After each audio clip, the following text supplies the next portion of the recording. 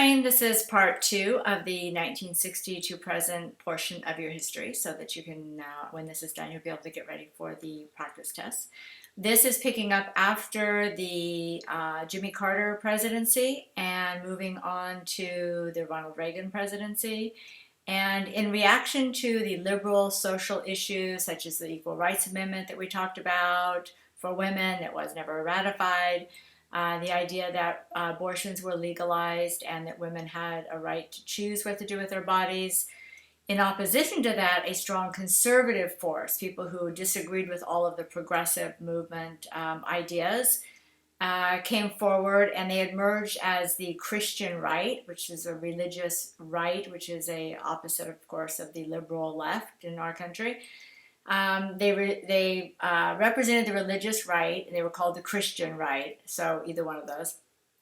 And their idea was that they wanted to reinforce the importance of their religious views and their feelings of greater importance on their version of family values. And when you hear family values, you have to be careful because that can mean something different to different people. But it's thrown around in politics a lot as though one group knows exactly what that is and is representing it in the best way. So groups such as Jerry Falwell's Moral Majority was the first big group of religious group to come into politics. They had a lot of power and support. They were, of course, within the Republican Party throughout the 80s. So they kind of came in to play a role in politics with Ronald Reagan in that era. The religious right emerged as part of this new conservative government, which looked to decrease the size of government. We've been talking about this throughout history. They debate over whether government should be small and just focus on the main parts of the country, such as defense, infrastructure, or if it should be involved in helping people, social programs, which all cost money, and expand the government. Big difference in what people want. Usually Republicans and Democrats have opposite views on that.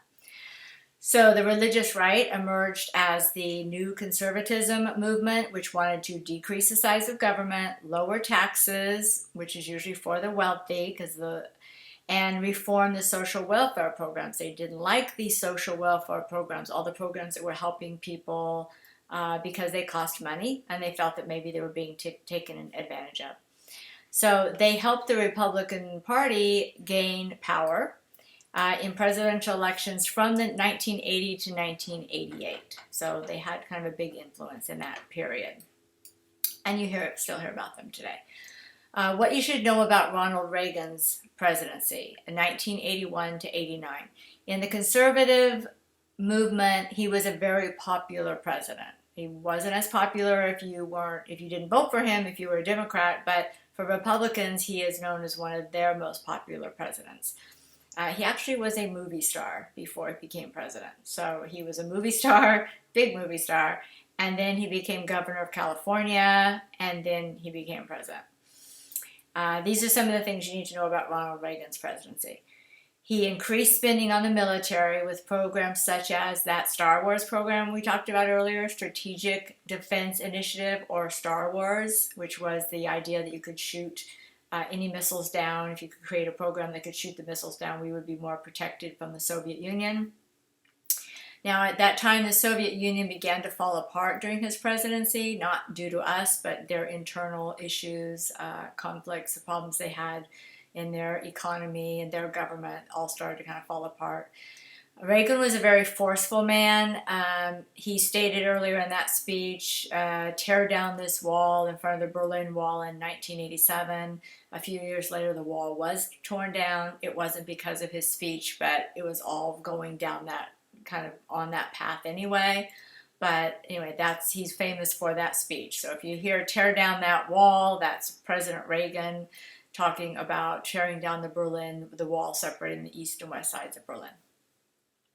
In his economic policies, it was called Reaganomics, which is pretty easy to remember because it's Reagan and it's economy, so the economics. So it's Reaganomics, which meant that he supported wealthy businesses, And he felt that if you support the wealthy businesses, that the profits would trickle down. It's called trickle down economics, and the idea is that it will trickle down to all classes.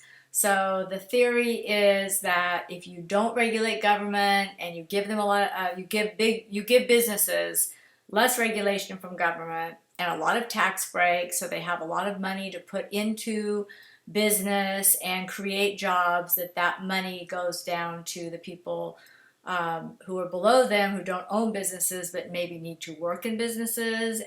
So that the trickle down is the idea that have the people at the top with all the money hang on to as much as possible so they can invest it, create businesses. That the economics will trickle down to the people who need it, rather than just giving those people handouts from the government, from social programs. Okay. So he felt that would lead to more investment and job creation, and that's pretty much a strong conservative belief today.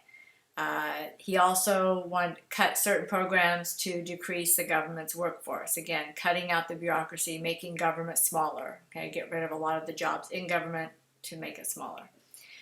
Like Carter, Reagan was a Washington outsider. He wasn't maybe as much of an outsider as Jimmy Carter was, because Reagan was a former actor, and he also was the governor of California, and California is a very large state, and I think he had a little more probably influence and power than Jimmy Carter did in those years.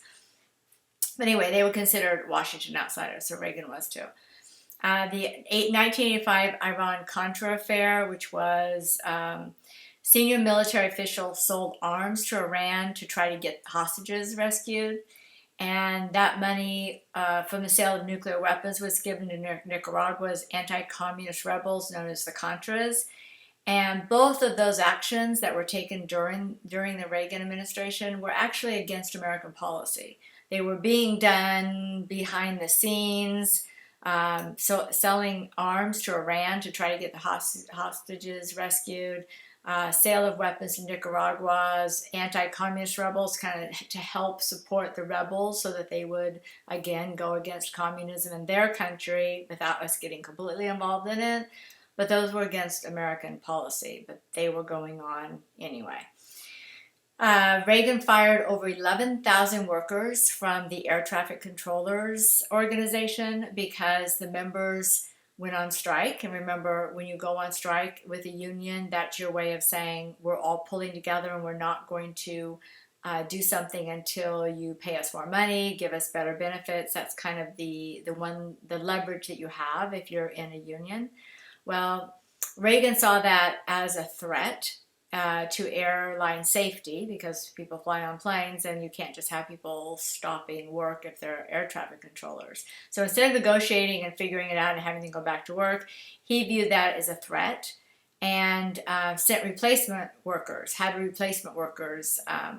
hired for those jobs. So that meant that the strike didn't work for the workers. So it was basically seen as a setback for the labor unions when the president can come in and say you don't have the right to strike, or you have a right but it won't do you any good because we're going to send in other workers.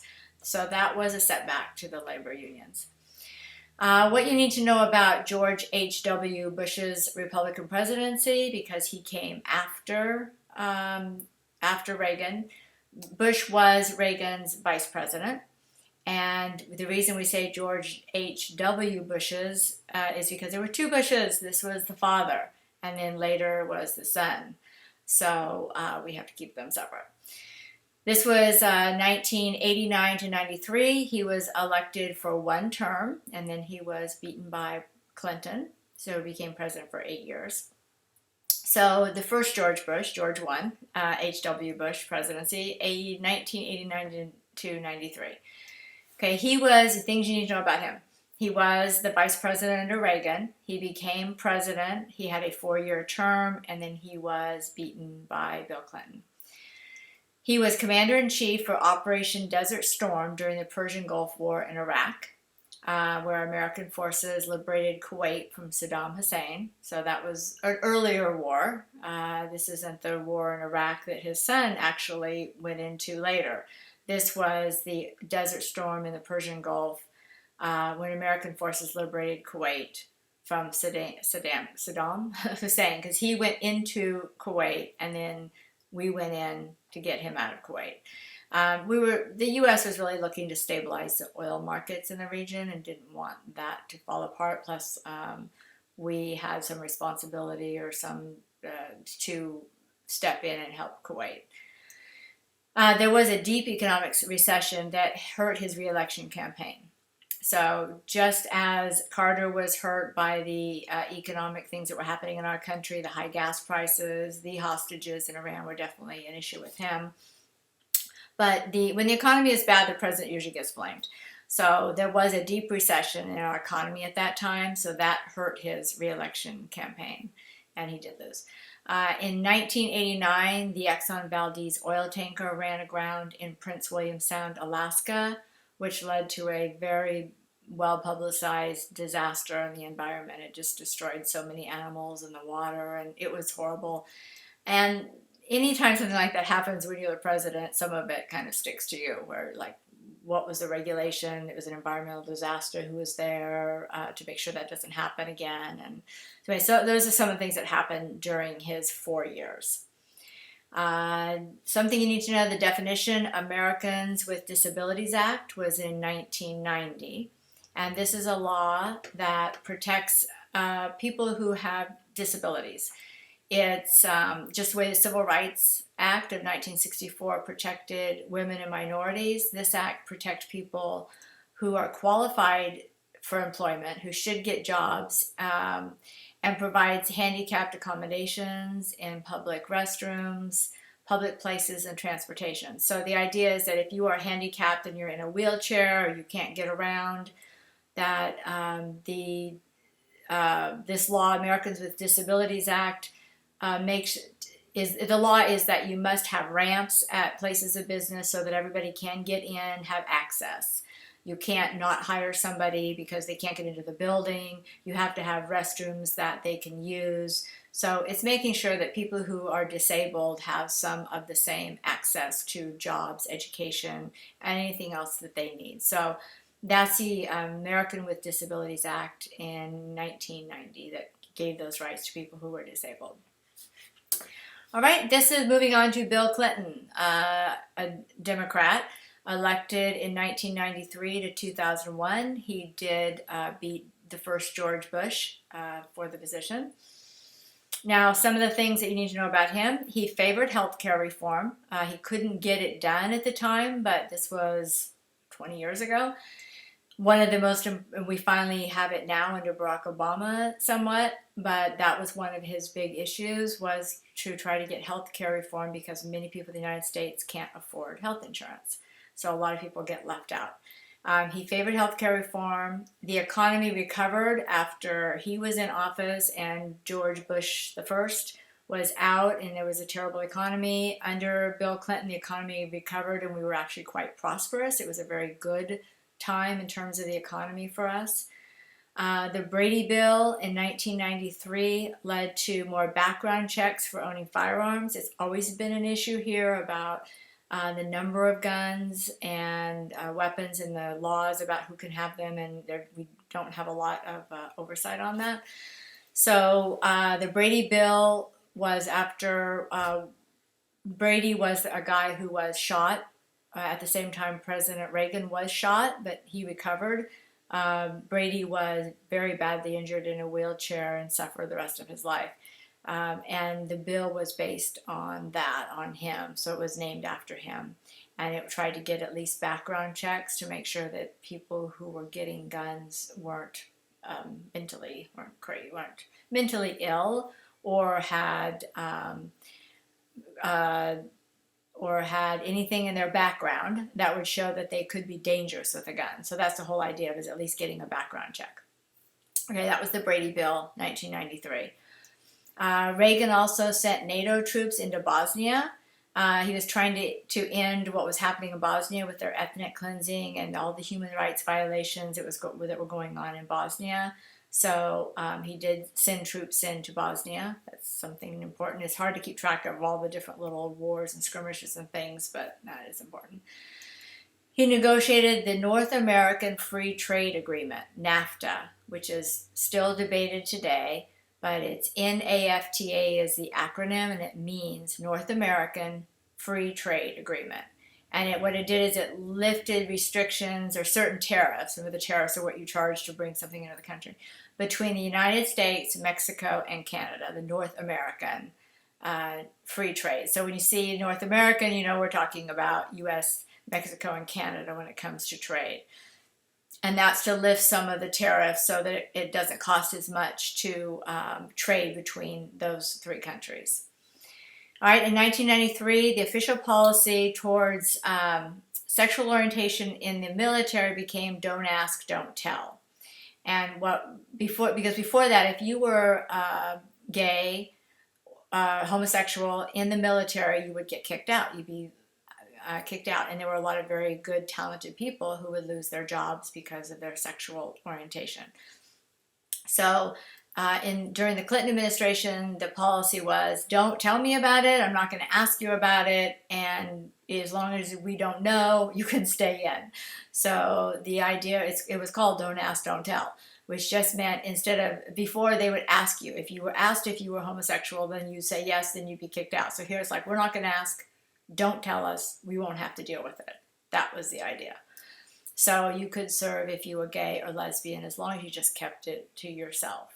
Okay, that's not the way it is now, but that is the way it was then. And that was a step forward. This was 20 years ago.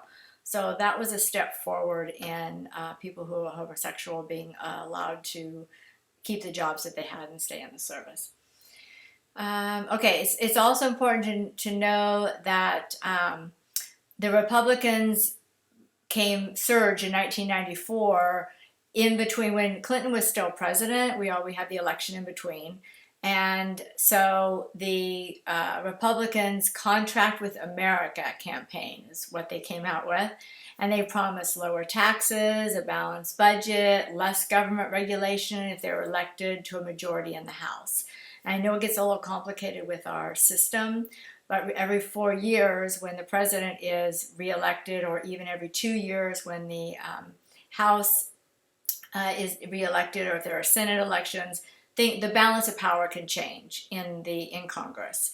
And that's what happens sometimes during a president's time in office. Even though he's doing really well and he was reelected and he's fine, the balance of power in Congress changes. And then it makes his job either easier or harder depending on how it changes. In this case, it gave the majority of the power to the Republicans, but the president was still a Democrat. So then, of course, you're going to have more fighting. It's going to be harder to get things done. So the Republicans were successful, and they controlled the House of Representatives. Clinton was impeached by the Speaker, Newt Gingrich, and the Republican-controlled House, because when the Republicans control the House, they have all the power about what bills to bring up, what to do, and they impeached him for obstruction of justice because he had an affair with an intern in the White House, and he had lied about it. It's not illegal to have an affair, but he had lied to officials about it when he was asked in legal statements in court cases. But then it has to go to the Senate, and they have to convict in order to actually kick a president out, and the Senate did not convict him, so he was not physically impeached or kicked out. But it definitely is on his record, it's in the history books, that he was the only second president to be impeached. All right, so the definition of Marriage Act is DOMA. And again, this is a 20-year-old law, and it was in 1996, the law defining marriage as between a man and a woman. And the reason for this is, again, 20 years ago, the idea of homosexuals, and there was a lot of controversy, and the Republicans wanted to say that marriage is only between a man and a woman. Gay couples can't marry, and so they actually had a law defining marriage as an act between a man and a woman. So it banned same-sex couples from receiving anything like federal benefits, health insurance, retirement, any of the things that you would get if you were the spouse of a man or a woman and you weren't homosexual. this part of this was declared unconstitutional in a court case later, U.S. v. Windsor in 2013. It was declared unconstitutional to do that. All right, George W. Bush is the second Bush to be president. The first one was his father, George Herbert Walker Bush. So then we had Clinton, and then back to Bush.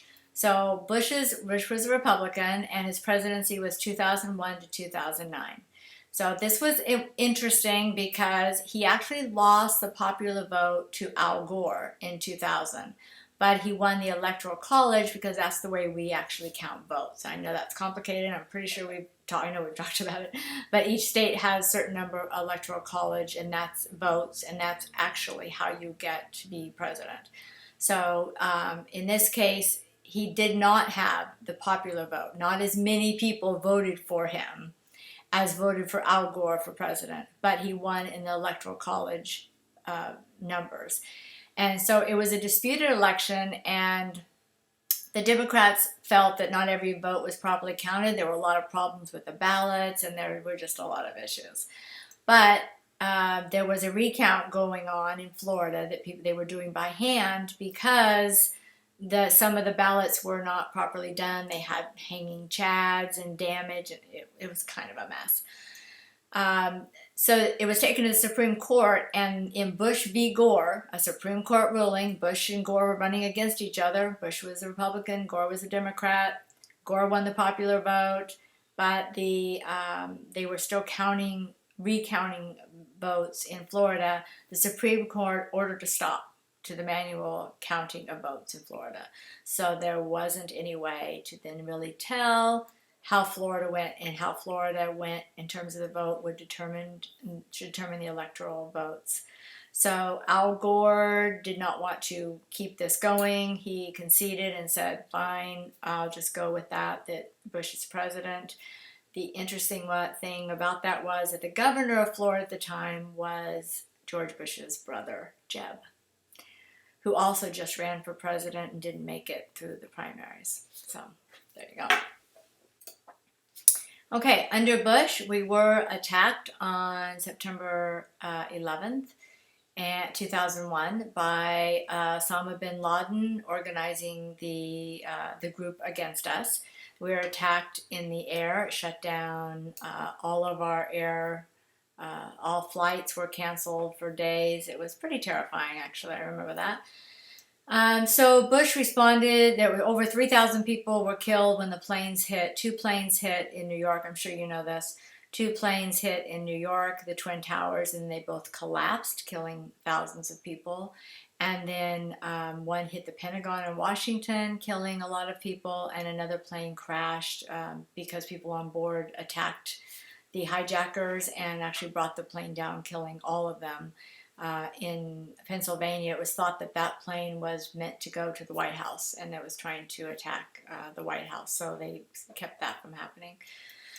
So after that happened, Bush led military efforts in the War on Terror, it's now called the War on Terror, to remove the Taliban, who are fundamentalist Islamic government people. They were in Afghanistan. The Taliban is a group that supported the terrorist group, Al-Qaeda, who were the ones that attacked, and they were led by Osama bin Laden, who we finally got after many years, but finally got rid of him. So in 2003, the United States invaded Iraq and removed Saddam Hussein from power.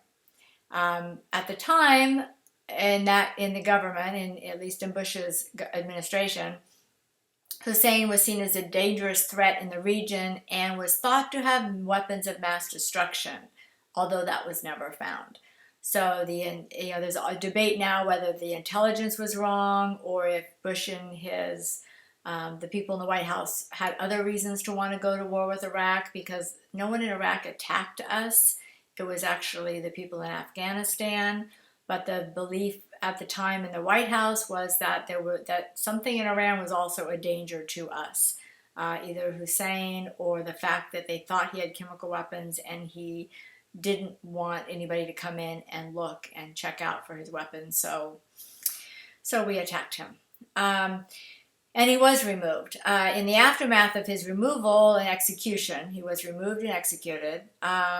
Then we has had to battle with all of the insurgents and all the people that came in and resisted American forces. And instead of it being a short war, as we were told it would be, once we went in and got Hussein out and made sure there weren't any weapons, we were told it would then be a short war.